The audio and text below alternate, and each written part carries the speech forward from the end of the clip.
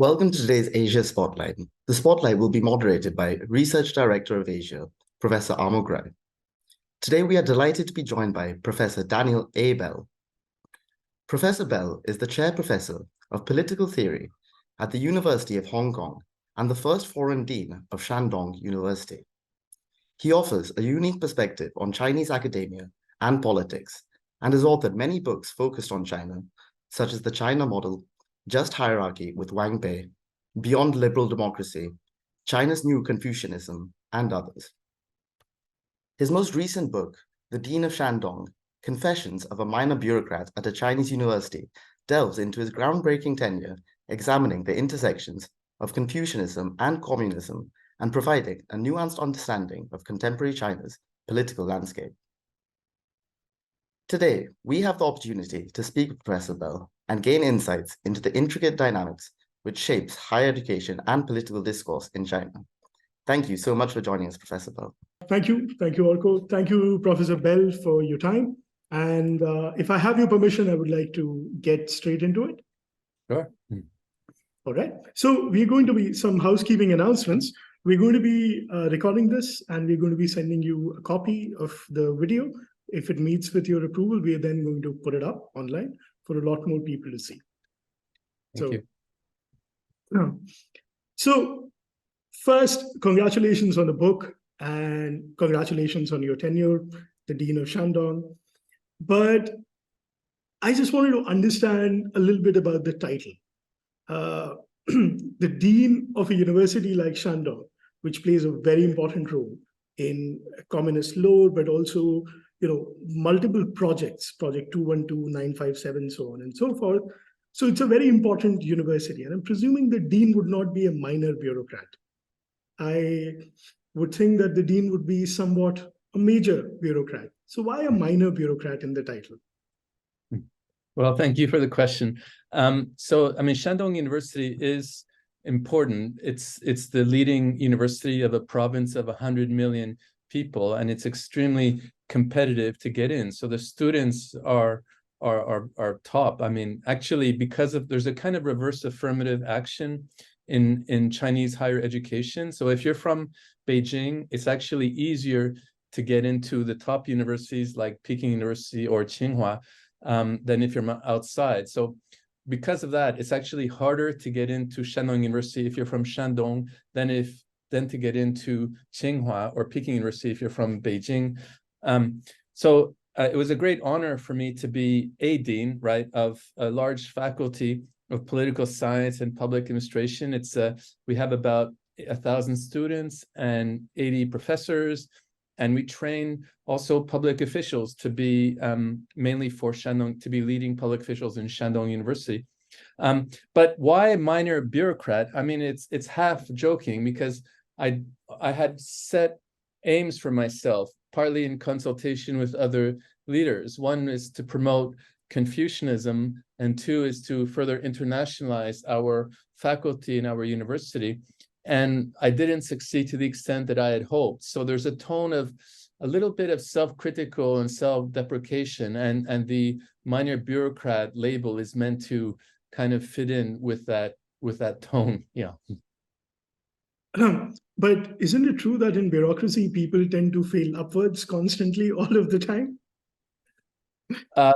Sure. So you mean that because most people don't succeed to the extent that I'd hope, almost all are failures in that sense? I guess that would be true. Right. No, because it's a fascinating book. And when I read it, or rather when I heard it, because I think getting a copy of the book in India, it was pretty hard. So I actually got a copy on Audible. And I think it's been narrated very well by Vintner Woody. So there are many extracts that kind of stand out. But I would then now like to kind of get you to, you've been an old China hand. You've trained as a political theorist.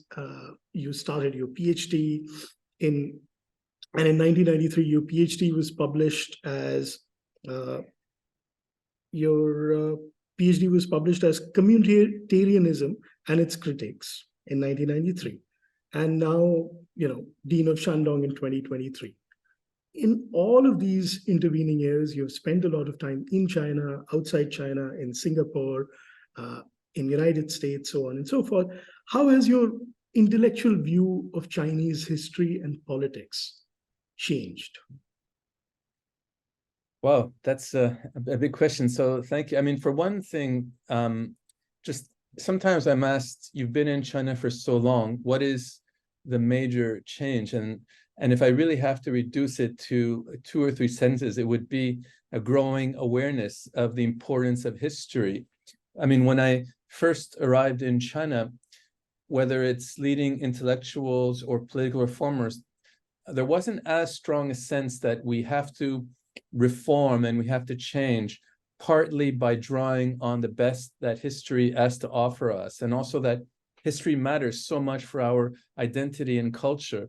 Now it's very, very strong, let's call it feeling, and the revival of Confucianism is part of that. I mean, when I first arrived in Hong Kong, which was actually, then it was a British colony in 1996, the idea that Confucianism could be a major part of China's revival, and also that it could inform political reform, that was basically, that would have seemed like a pretty crazy view at the time. So there's been this huge revival of tradition and history, of which Confucianism is an important part.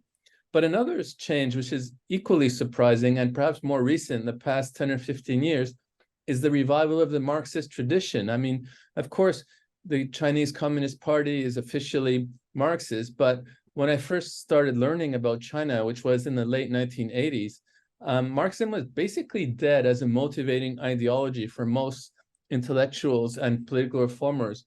But over the past 10, 15 years, there's also a view that the Marxist tradition is important, not just as a kind of slogan or as a kind of legitimizing force for the ruling organization, but also as an inspiration for understanding China's problems and also for further reform. So those are the two kind of key changes that were really, really quite unexpected when I first started learning about China.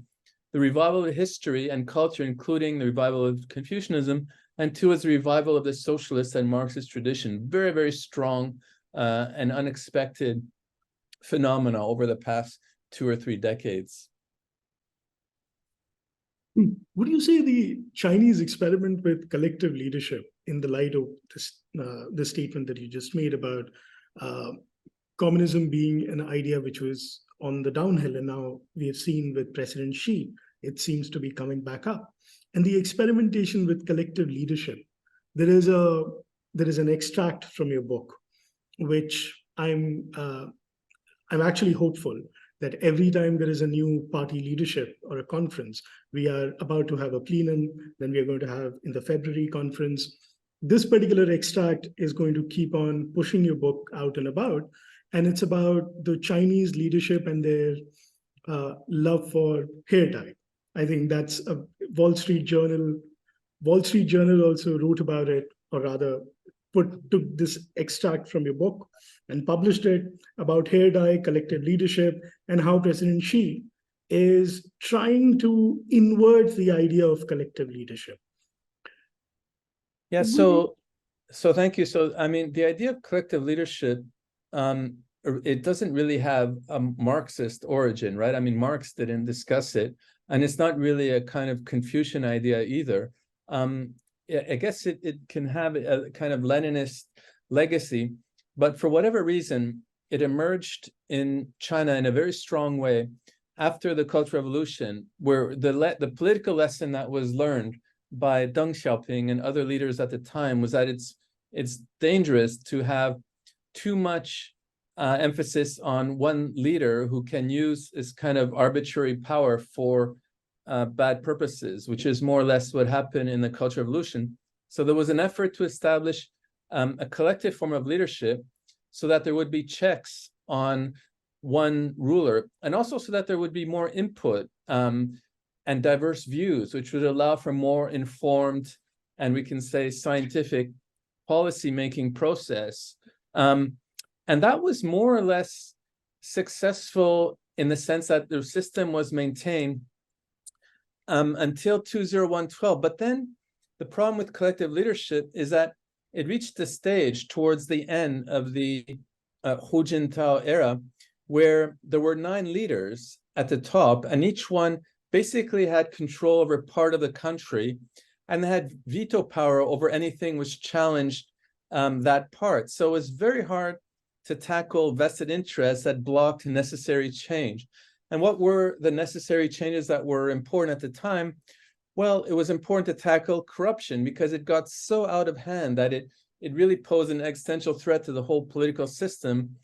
That's one area. And the other area was that there was a huge, well, there were 2 more, huge gap between rich and poor. And that also required tackling vested interests. And another area was that the environmental catastrophe at the time became a huge area, and there was a need for more environmentally sustainable policies. So because of all those reasons, there was a need for a smaller collective leadership with one leader that had more power than others. And that's more or less what happened when Xi Jinping assumed power. Whether it's Xi Jinping or not, I think that would have happened. Now, we can argue that it's gone too far in the direction of one person having too much power. The fact is that we don't really know now what happens at the top, to what extent there are extensive deliberations, to what extent there's criticism in the collective leadership that allows for correction of mistaken policies. I certainly hope so. What I can report, though, is my own experience with collective leadership at my university. And this was a bit of a surprise as well. So in our faculty, when I arrived as dean, I was told I would have a lot of power. Turns out it's not the case. There's not one person that has much power. In fact, every decision we had to go through a form of collective leadership where we had 4 vice deans and 3 party secretaries. And each of us had to go through, it was very long meetings, 3 or 4 hours, where we had to report on what we did, what the problems are. And in order to solve any problems, we had to reach a kind of consensus.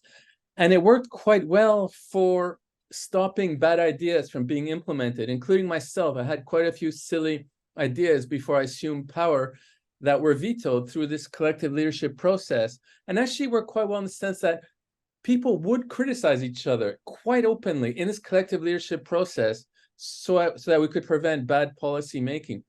The downside of it was that it was frankly inefficient. I mean, the 4-hour meetings were so tiring.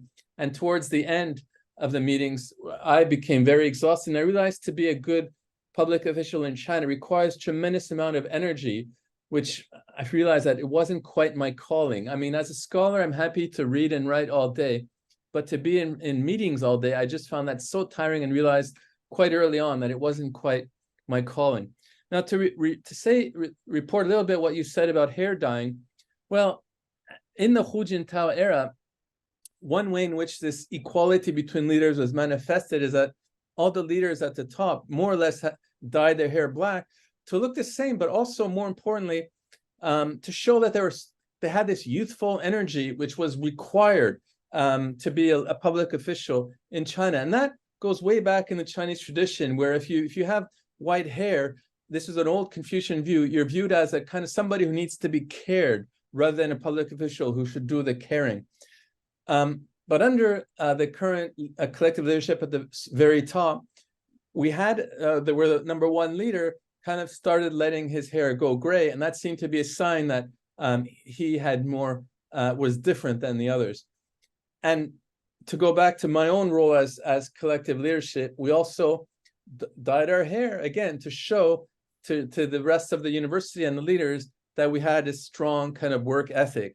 I guess it's quite distinctive to China. My own hometown is Montreal, and it would have been very odd, frankly, for me to dye my hair in Montreal to show that I was a leader with great work ethic and vigor. It wasn't necessary to do so. But in China, because of the cultural particularity, which has long roots, it was quite important to do so. And I discuss that in the book, but with a kind of half-joking way. Yeah. Yes, that was actually one of the most amusing extracts from the book. The book is pretty interesting because it kind of veers into very serious and very humorous, and that's very hard to pull off. So congratulations on being able to do that. Thank you. I'm now going to quote you from 2008. So please bear with me, and I'm actually going to give you the full quote so that I'm not leaving you at a disadvantage. This is from an article that you published for The Guardian. This is just around the time when Beijing was hosting the Olympics. And the question, essentially the quote is, why not take seriously the idea that Chinese political traditions can inspire reform, and that any stable and legitimate political arrangement in China needs to be built at least partly on Chinese political traditions. Your work after that, 8 years later, you publish a book about meritocracy with Chinese characteristics, which is a very interesting book, but also became slightly controversial in the West and other parts of the world. And this is something that keeps on shining throughout this book, The Dean of Shandong. So how has this idea of political meritocracy, how has it matured in these intervening years, and especially in the light of the discussion that we were just having about President Xi becoming primus inter pares, first among the equals, if not in the same line as the leadership used to be when Jiang Zemin or Hu Jintao were leading the party and the country. So how has this idea evolved? So thank you. So this idea of political meritocracy in Chinese is 贤能政治, has a very long history, and it's not just a Confucian idea, but in classical China, you had these debates. In ancient China, before Imperial China, you had debates between Confucians and legalists and Mohists, for example. But pretty much they all agreed that it was very important to elevate the worthy, to have this political, or we can say bureaucratic process that selects and promotes public officials with above average talent and virtue, although the legalists weren't so keen on virtue. And that's one reason why China established the first modern bureaucracy in the world, really. I mean, it was a very complex bureaucracy. The first emperor, Qin Shi Huangdi, he was more influenced by the legalist tradition, but that didn't last very long. And the next major dynasty, the Han Dynasty, again, establishes very complex bureaucracy where leaders, where all public officials, more or less, were selected and promoted, supposedly according to talent and virtue. And more or less, there's a strong continuity until present-day China, especially since the era of reform in the late 1970s, which wasn't just an era of economic reform, but it was also an era of rebuilding this meritocratic bureaucracy, where all public officials are supposed to be selected and promoted according to talent and virtue. And I realized, so I used to teach at a university in Beijing, Tsinghua University, which actually trains many public officials. And I was surprised that my colleagues talked about, how do we select and promote public officials? What are the relevant standards? How do we assess them? And there wasn't a systematic book on the idea of political meritocracy. And that's why I wrote a book. But in the book, I also discussed what are the disadvantages of the system, including the idea that leaders can abuse their power, and how could we limit that? And of course, collective leadership is one important mechanism for that. So to discuss the recent evolution of political meritocracy, well, for one thing, it informs not just the very top, but also very much the mid-level bureaucracy, where the same organization, the Department of Organization, which is arguably the kind of largest human resources department in the world, also selects leaders at the university level. And it runs throughout the whole political system, where the Department of Organization is supposed to select leaders according to talent and ability. Of course, there's a large gap between the ideal and the reality, but nonetheless, the ideal continues to inform the system. Incidentally, today I just learned, today's the day where the national public officials are selected according to meritocratic organizations.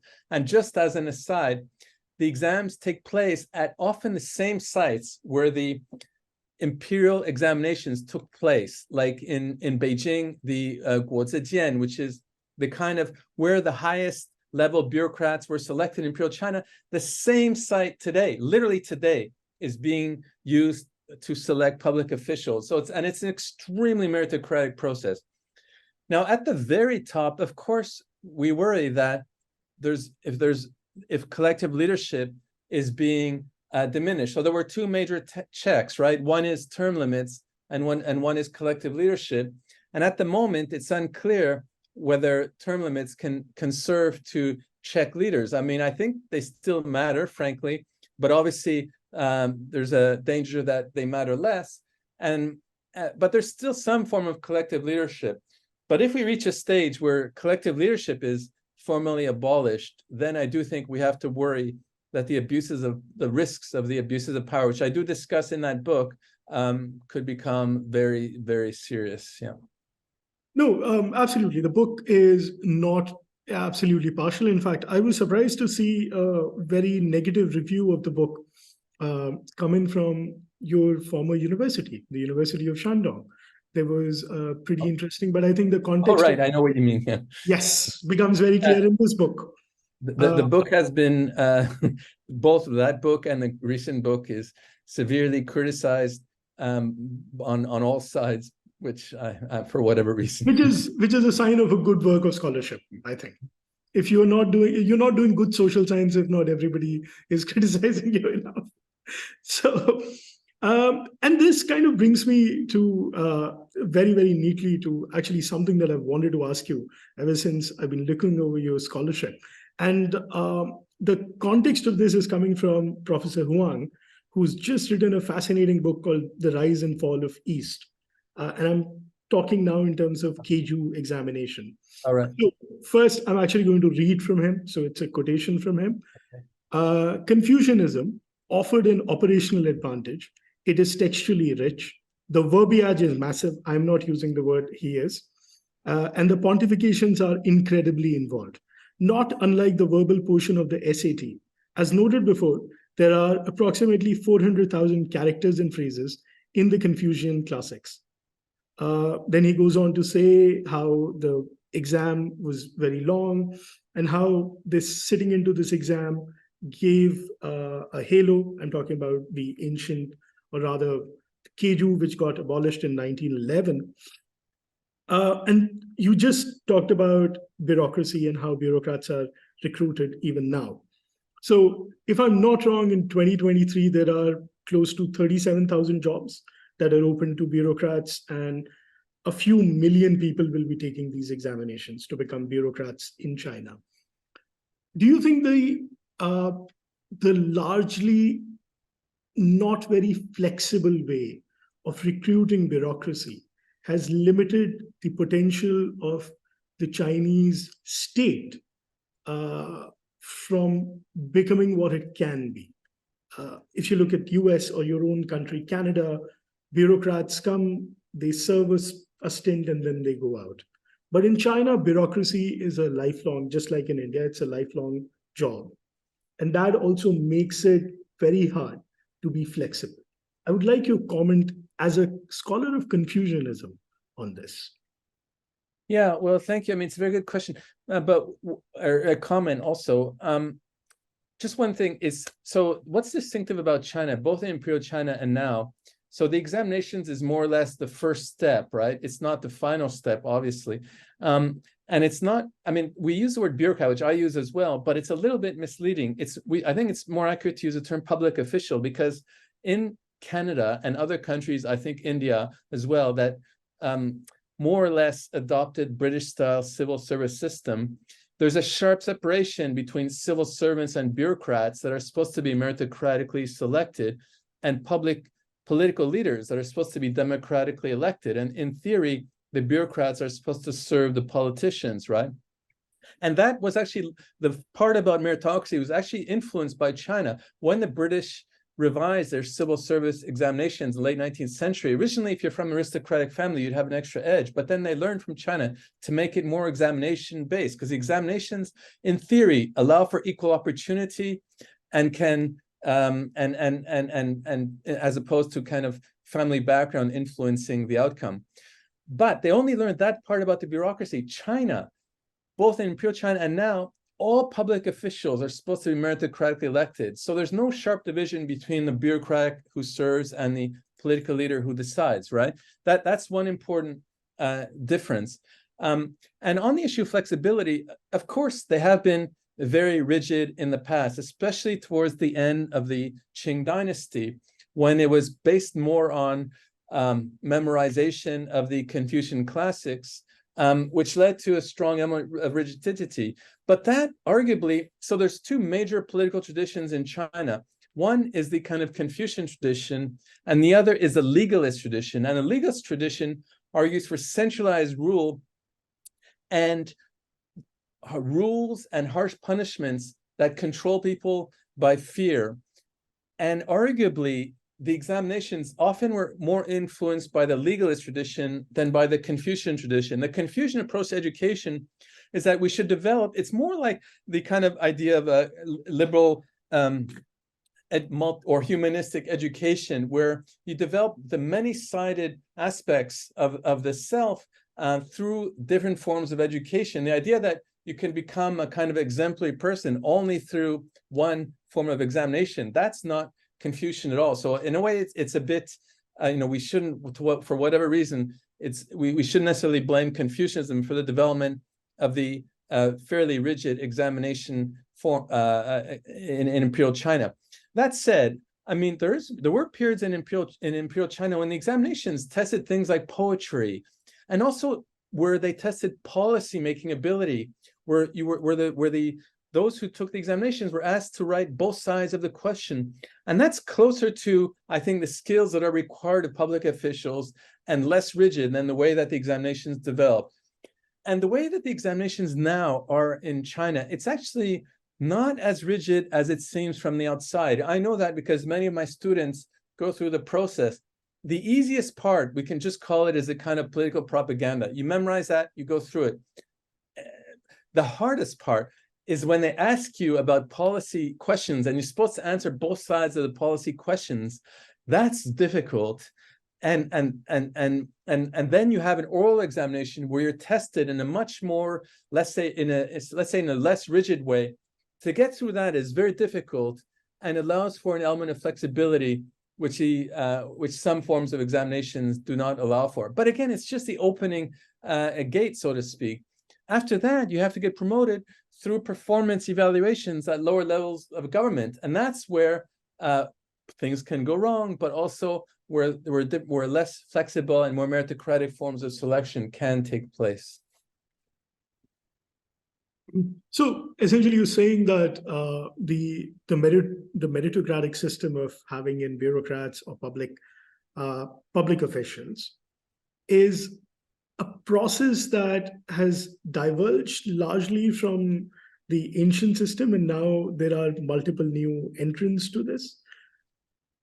Yes and no. So there is strong continuity. I mean, the examination system itself is an element of continuity. The very fact that they take place in the same institutions where they took place in Imperial China is strong from continuity. But the content of the examinations now is closer to the periods in Imperial China where there was more flexibility on the examinations. And the fact that the examinations is only the opening gate, so to speak, that was also true in most of Imperial China.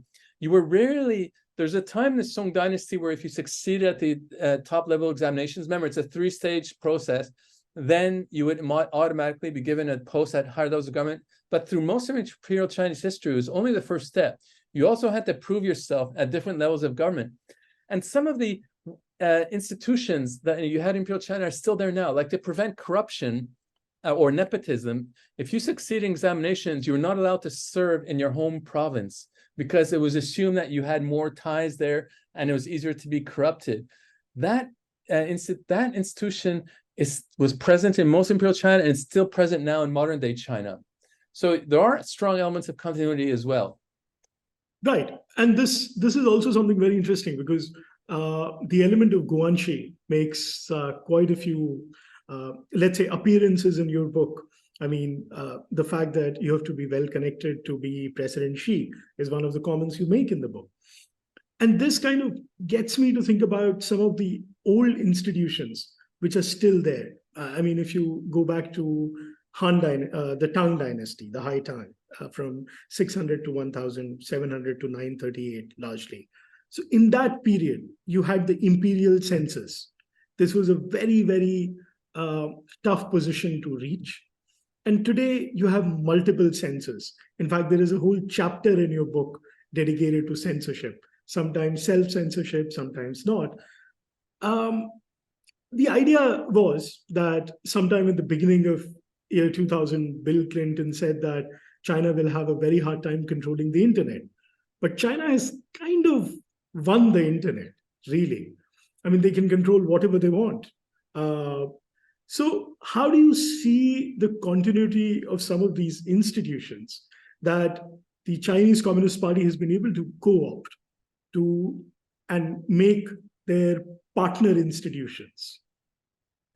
Okay, so that's a great question, but let's break it down. I mean, so on the importance of guanxi, I mean, what does it mean to be a political leader, and what are the relevant traits? So in this earlier book, I discuss especially at higher levels of government where the issues are so complex, it helps to have above average analytical ability.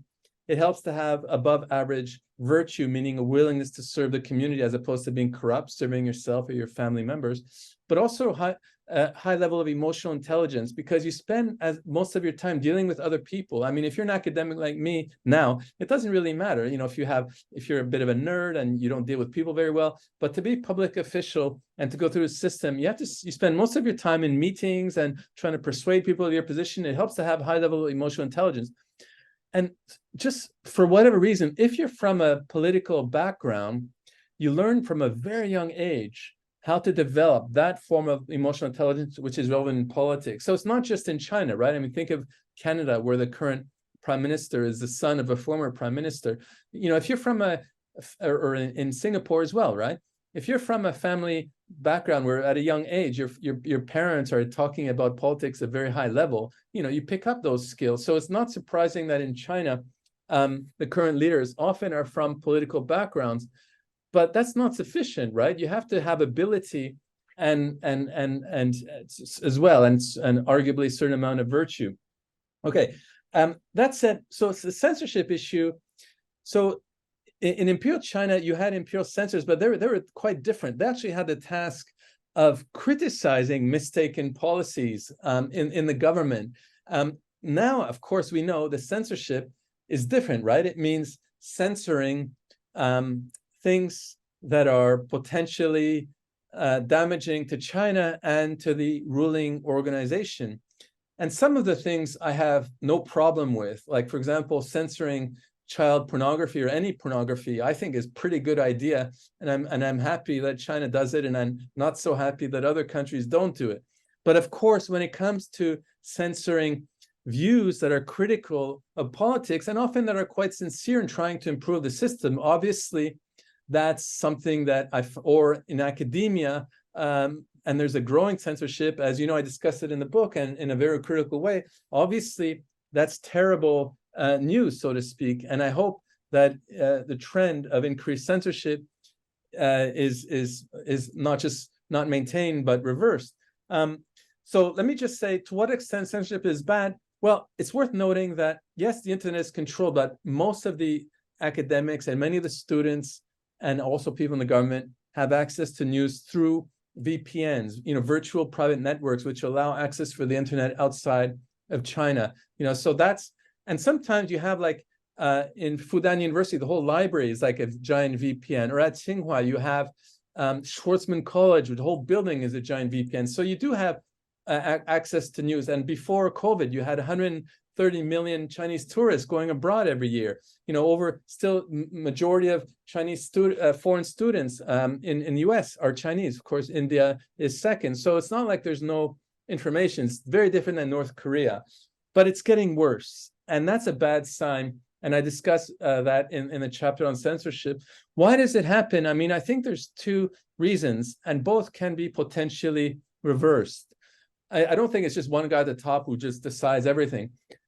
One is because of the anti-corruption campaign. Again, corruption was really out of control in about 10 years ago, and there was a need to clamp down on it. And that led to lots of political enemies in the system whose interests are being affected, which makes the leaders more paranoid. I think the problem with the anti-corruption campaign is that it relied too much on harsh measures and fear. If there's less reliance on those means and more reliance on soft power or increased salaries and education and good example, I think eventually there will be fewer political enemies in the system and the leaders can relax. That's one thing. But the other thing is that it's especially comes from the US. I mean, we can argue about US foreign policy, but at least from the perspective of Chinese leaders, and I think it's a very reasonable interpretation, there seems to be a very strong effort to going all out to curtail China's rise and its economic development, and especially its technological development. So naturally, that makes the leaders more paranoid. If there's better ties between the US and the West and other countries, including India, between the foreign countries and China, I think it would make the leaders less paranoid, and it would also help the cause of those of us who favor less censorship. Strangely enough, the past month, things seem to have improved a little bit between the US and China. It's like one little sign of light in an otherwise bleak picture. That is correct. So in 1990s, when the Iron Rice Bowl, the guarantees of the Chinese Communist Party about lifelong employment and food and housing, so on and so forth, started changing with the opening of the economy. Confucian idols, filial piety and your ancestral worship, so on and so forth, all of these things started coming out. And then there was this whole movement in 1995, or what was referred to as New Confucianism. So it comes out from the underground and then becomes so important that the most important soft power push of China today are these Confucius institutes all over the world. With in the book, there is a sense that communism is getting an upper hand. Your university, former university, Shandong, had a school of scientific socialism, and it had become a coveted place to be. Do you forecast or foresee a possibility that Confucianism is again at some point of time going to go underground? Is that something that you're sensing? Well, so that's a very interesting question. So obviously, most of the 20th century, it was an anti kind of Confucian. More generally, we can argue, and if I have to use a kind of slogan form, the main tradition was the tradition of anti-traditionalism. I mean, whether it's Chinese intellectuals, whether it was liberals or Marxists or anarchists, all criticized China's tradition with Confucianism at its core as responsible for China's backwardness. There were some exceptions, but generally that was a trend. The past 3 decades, as mentioned, there's been a huge revival of Confucianism. The tradition of anti-traditionalism took very extreme form in the Cultural Revolution between 1966 and 76, where many people were forced to read Confucianism in order to denounce it. But some people who read it were actually quite fascinated, and they couldn't say it openly at the time, but they thought, well, this is not as bad as advertised. And those same people who were forced to read it to denounce it, once there was more intellectual openness, actually led this revival of Confucianism. So it started after the end of the Cultural Revolution. One reason, of course, is that China's economic rise also made people more proud of China's own traditions. And also there was realization that other countries with a Confucian tradition, whether it's South Korea or Japan or Singapore or Vietnam, modernized partly on the basis of Confucian values like strong ethic of hard work, quest for lifelong improvement, a kind of this worldly outlook, concern for future generations, that all those values actually contribute to economic development with the right conditions in place. But there's also political reason, which is that Marxism wasn't viewed as a sufficient source of political legitimacy, and the ruling organization would draw more and more on Confucianism in order to secure its kind of political legitimacy. I don't think those trends will be reversed. If anything, they will continue. What did surprise me is that, and as mentioned, is this revival of communism, but it's not taking over or replacing Confucianism. I think they're both traditions, the socialist tradition and the Confucian tradition, continue quite strongly as a kind of important source of legitimacy for the political system and for society as a whole. And I don't foresee any radical change of direction. And much of the revival of Confucianism is not just driven from the top. I mean, you mentioned filial piety and ancestor worship. So there's this holiday in China, the Qingming festival, the grave sweeping festival. I mean, that's quite fascinating. And what happened is that tens of millions of Chinese took that day off in April to go sweep the graves of their ancestors and pay tribute to their ancestors. And finally, the government said, well, there's just nothing we can do. Let's just make it into a national holiday. So this is an example where much of the change actually comes from the bottom. And given that there's very strong view that Confucianism and some of its values is core to China's cultural identity, I expect that to remain so for the foreseeable future. And also there's a view that China went way too far in being self-critical and in the 20th century, and especially in the Cultural Revolution. I expect those trends to continue for the foreseeable future. But let me add a caveat that almost all my predictions of the future have been wrong in the past, so this one may well be wrong as well.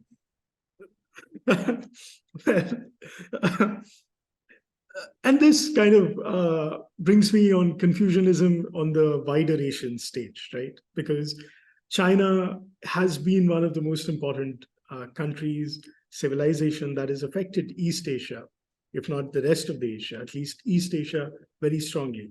You can look at Japan. There is a whole lot of elements from Chinese civilization there. You look at South Korea, and this kind of gets me thinking about military dictatorship in South Korea. The most important one was Park Chung-hee, and he used the Confucian idol, the virtue of filial piety and loyalty, in a way to kind of keep his military dictatorship in power for a very long period of time. And in South Korea today, there is a very interesting seesaw. Either people are absolutely in favor of Confucian idols, or they're absolutely against it. I mean, everything that has gone wrong in South Korea is because of that. How do you see the Chinese state navigating its own version of this very strong moral philosophy in terms of foreign policy? I mean, South Korea is aligned to the US. Yeah. And right now, although there is a glimmer of hope between the US and China, but let's just say the frictions are going to continue for some time. Sure. So, Confucian, like other traditions, can be misused, right? It has been radically misused in Chinese history and continues to be so misused. But one central aspect of the Confucian tradition is that exemplary persons, or junzi, should be motivated by morality and moral power, as opposed to kind of violence and military might. And again, the other tradition, main political tradition in China, is legalism. So to the extent that military dictators use Confucianism to justify military dictatorship, it's such a clear misuse of the tradition, and it owes much more to the legalist tradition than to the Confucian tradition, or at least to some mixture of both, and in practice, of course, they're not often so finely distinguished. But at least at its core, Confucianism is a tradition that says that when it influences politics, public officials should first and foremost rule by what we would call today soft power, by moral example, by education, by persuasion, and by informal rituals that change people's hearts and make people less selfish and more public-spirited. Any kind of reasonable interpretation of the Confucian tradition, I think would clearly align along those lines. And to the extent that the Confucian tradition influenced other countries in East Asia, like South Korea and Vietnam, often it wasn't done through violence. And here it's very different than a kind of Western form of imperialism or colonialism. It was literally through education, or today we would say soft power. And to the extent that institutions were adopted, like Vietnam and South Korea both adopted the examination system to select public officials. Again, that wasn't done through military force. It's I mean, to use kind of modern language, intellectuals and political reformers in those countries that came to the realization that this could help us as well. So, I mean, I think here, so I should say a bit of a digression, that I also participated in a recent multi-year dialogue with intellectuals from India.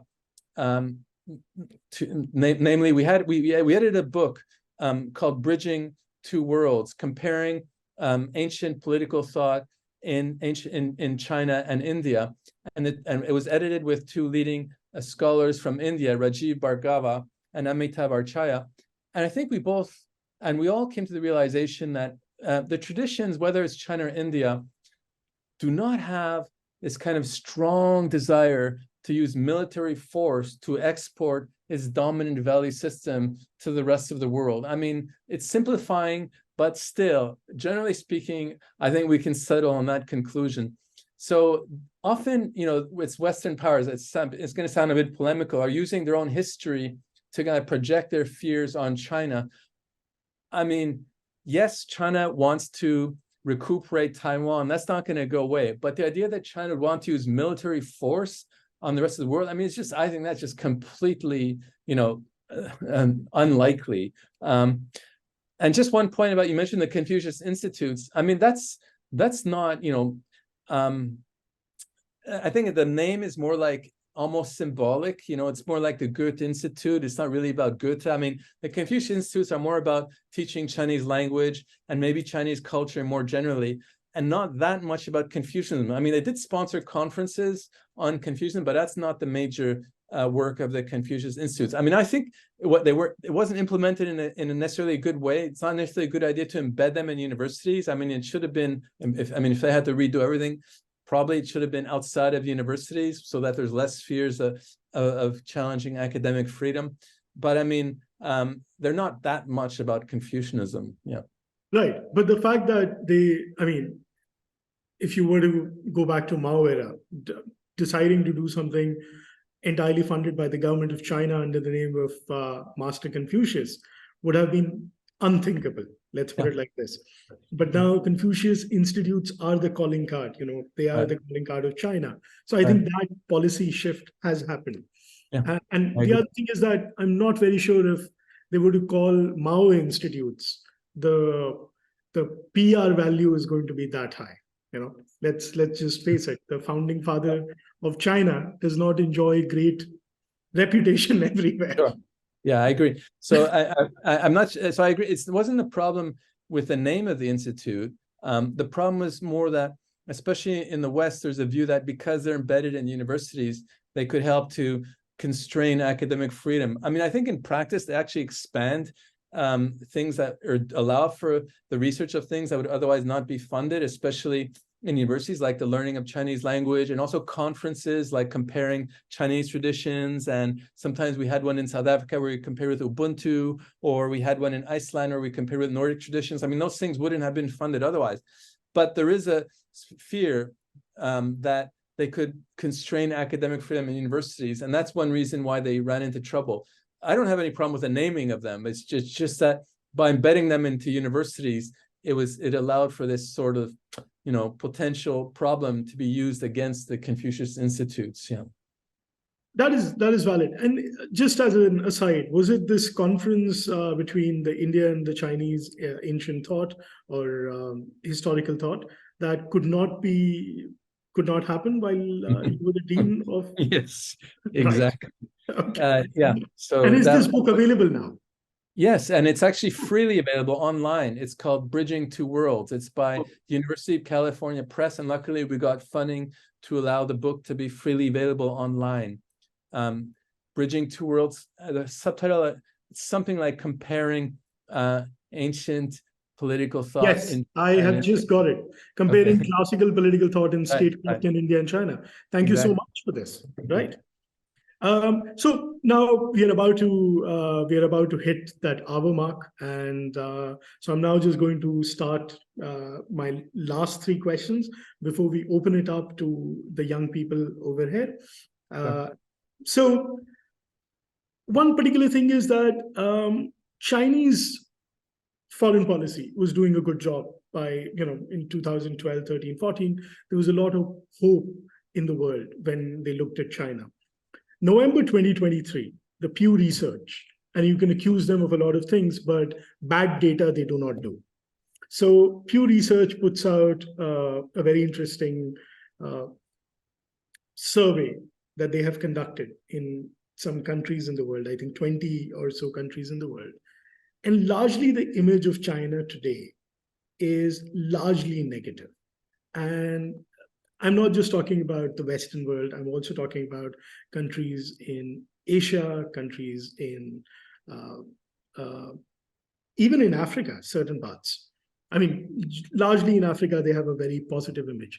So what is it that is not going right as a political scientist? Would you care to comment on that? Yeah, well, so as you say, in much of the world, including Africa and the global South, China has a relatively positive image, and the Pew Research didn't so much focus on those countries. But it's true that in many countries, including India, if I'm not mistaken, the image of China has taken a negative turn. And much of that is, I think, a view that China relies too much on military means to get its way, which I think is still an exaggeration. I mean, China hasn't gone to a very serious war since 1979, and hopefully it's not about to, because people know in China, the leaders, that if it did go to war, it would undermine its economic development by decades or maybe forever if it's a nuclear war. So, and also China doesn't always communicate its message very well. This kind of wolf warrior diplomacy doesn't always go well with the intended audience. There's been a bit of a change recently. Again, it's one little light in an otherwise fairly bleak picture, where I think there's a recognition that China went too far in this wolf warrior diplomacy, and now there's a need for a more accommodating stance, and also that involves showing a willingness to learn and to engage from what's best of other countries. And I mean, one of the China's success over the past few decades has been its constant willingness to learn from best practices from other countries, and that's so important. And I think if China can go along those routes, it would improve its image abroad. Of course, in the India case, it's much more particular about the border dispute, and hopefully there'll be some resolution to that, which would lead to improvement of ties, obviously. So this then brings me to sort of a very interesting part of the intelligentsia community in the world. There are quite a few. For example, there is a book by Kishore Mehbubani called Has China Won? And then in that book, he refers to the CCP as the Chinese Civilizational Party. And you refer to CCP, or you joke about CCP being the Chinese Confucius Party. And in the end, sometime in 2020, the CCP kind of does a reorientation and becomes the Chinese Communist Party again. They suddenly wake up and realize that they're all communists. Where do you think this sort of general resetting of the route, where is it headed? I mean, on the one hand, you can have a person like Frank Dikötter in Hong Kong who can write about Mao's Great Famine and still be featured as a great historian and be allowed to work in Hong Kong. But on the other hand, there is this great fear that China is going to overreact to the smallest of things. And then that is used by people in, especially the Republican House Representative, Mike Gallagher, who has just put out a huge report on how the Chinese Communist Party is out to take the world, right? So what, as a political theorist, as a person who's served in an important position in an important university, where do you see this? Where is the fine line between the fear and reality? Well, I mean, in the U.S., the extreme hawks, and of which Mike Gallagher is a clear representative, I mean, that there's not a lot that China could do, no matter what China does. I mean, I think it's going to be hard to counter that view. All we could hope in the case of the US is that forces that favor more engagement continue to be important. And it's so important also to distinguish between the different forces in the Chinese political system. I mean, academics, this is one thing that academics have in common, whether they're liberals or socialists or Confucians, all favor, I can say this, and it sounds extreme. Let's just say almost all, everyone that I've met favors more academic freedom and more engagement with the rest of the world. I mean, that's something to keep in mind. And so these denunciations of China and the Communist Party as a whole, I mean, that just seems so extreme and based on fundamental misunderstandings. There's not a lot we can do to counter that, except to encourage forces that favor more engagement. Now, the name of Kishore Mahbubani obviously is one of those forces where he understands China very well. And it's true that the name of the ruling organization is a little bit misleading because it seems to suggest that it's only about communism, when in fact, so it's not just that there's been a communist revival, it's also this revival, as mentioned, of tradition as a whole, including Confucianism. So it is much more of a ruling organization, which is socialist in orientation. And it's true that socialism tradition has been recovered, but also for good reasons, because there's a need to reduce gap between rich and poor. And the tradition of equality in the social tradition, I think, is helpful for that purpose. As well as the environmental crisis. I mean, Confucian doesn't have that much to say about those issues.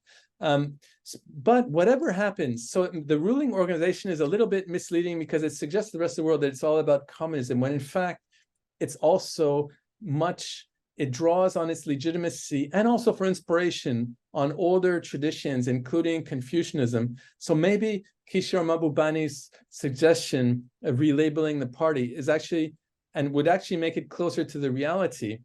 The problem is at this stage, I think it would be very hard to do that publicly in China.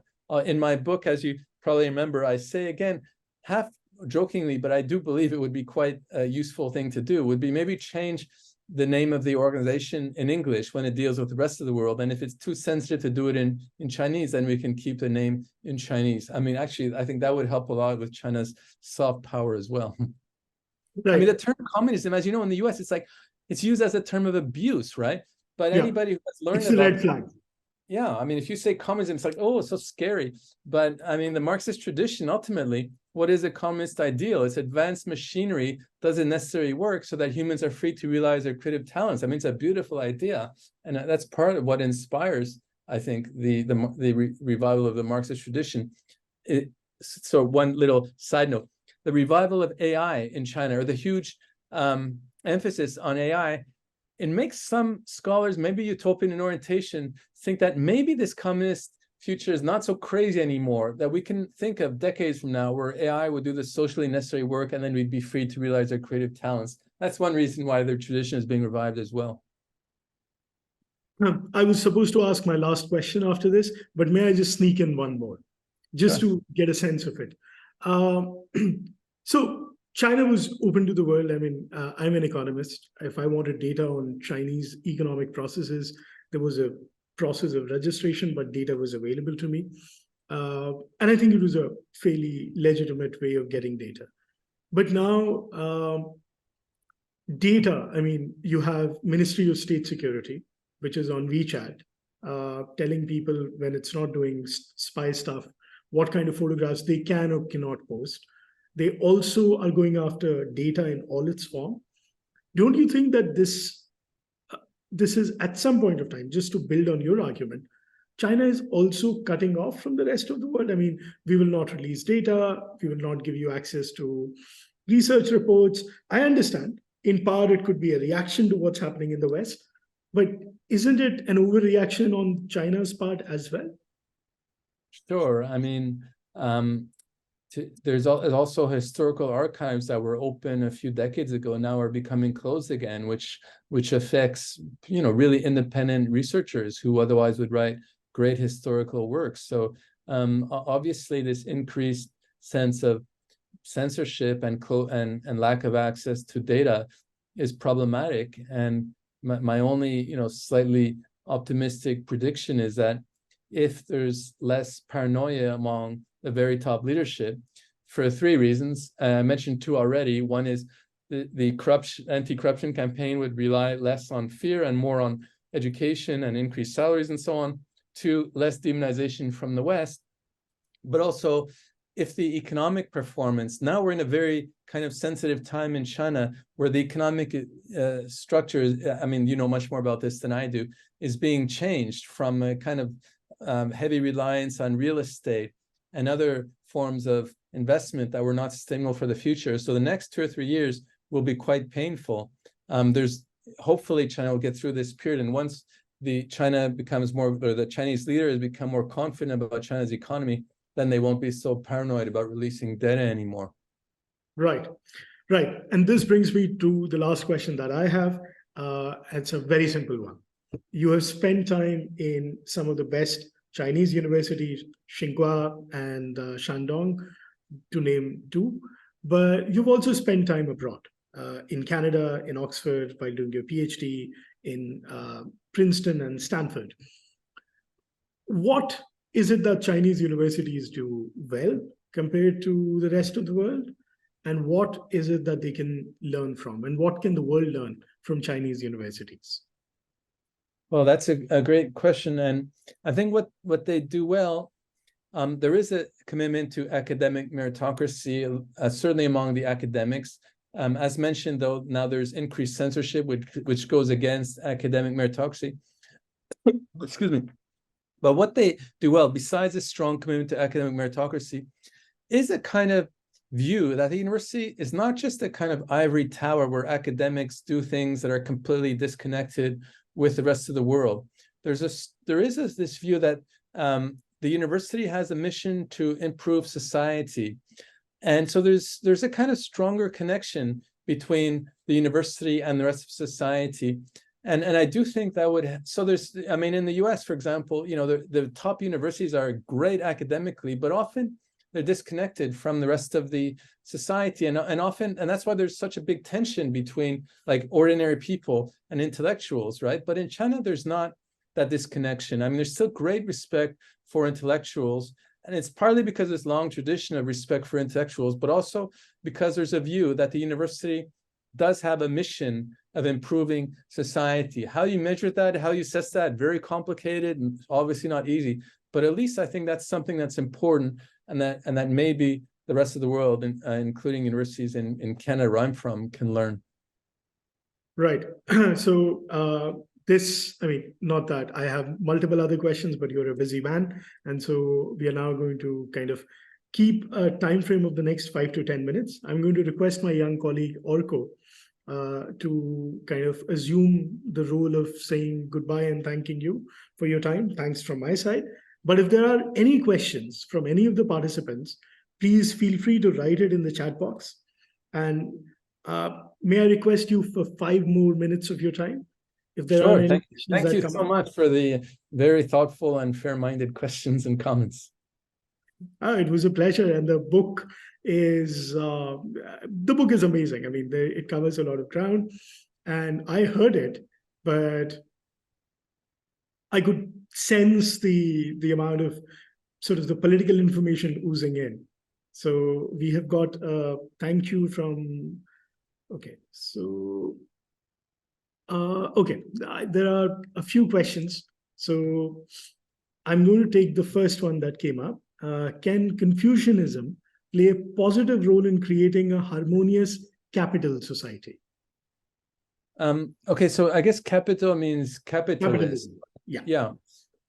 So one of the things about Confucians, and again, it goes way back in Chinese history, is that there was a tension between the legalists who favored strong, centralized control over the economy, and the Confucians. I mean, the very early Confucians, like Mencius, favored a kind of less state control over the economy, low rate of taxation, and a fair trade, because it was a view that that's important. I mean, to provide for the material needs of the people, and that once people's basic material needs are met, then it's easier for them to have a kind of other regarding or moral outlook. So there was a big debate in the Han Dynasty called the Salt and Iron debate, where the legalists wanted monopoly control over the salt and iron trades, but the Confucian says no, we should allow for what we would call today more of a free market.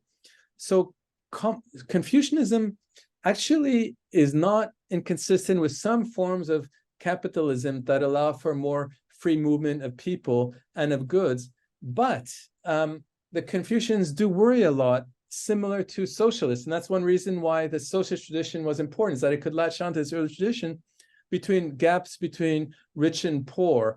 And Confucians strongly emphasize a government role for providing for the basic material needs of the people, or to reduce poverty, we would say today.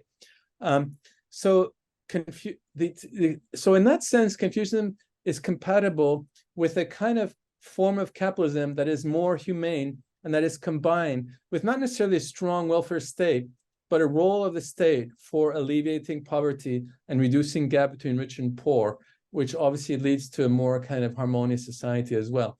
How to implement that, of course, is a huge challenge, but at least as an ideal, I think there's an element of compatibility. Right. So the second question, and I think the last question for this session. So this is from my young colleague Farheen, and she asks you what the emphasis on Confucian values and tradition impact on China's ability to innovate and adapt to global trends.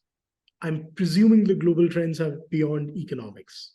Yeah, well, yes. I mean, there's different interpretations of Confucianism, right? I mean, there's some, but it's quite rare, that are very fundamentalist, which obviously would mean that if you're not a Confucian, you're somehow, morally wrong, and there's not much to learn from you. But I think it's a bit of a misinterpretation. I mean, one of the most famous sayings of the Analects of Confucius is that in the group of three, there's always going to be a teacher. So the Confucian ethic actually is quite inclusive and includes a willingness to learn from abroad. So I think it's very important to push those more humane interpretations of Confucianism against some Confucian scholars that really, and there are some that kind of favor a more fundamentalist and closed-minded version of Confucianism, which would close itself off from learning from the rest of the world. Yeah. Thank you so much for that. Orko, over to you to close the session formally. Thank you, Professor Bell. I hope that you write another book soon so that we can invite you for another of these sessions. Thank you for the kind discussion. And I learned much from the discussion as well. Orko?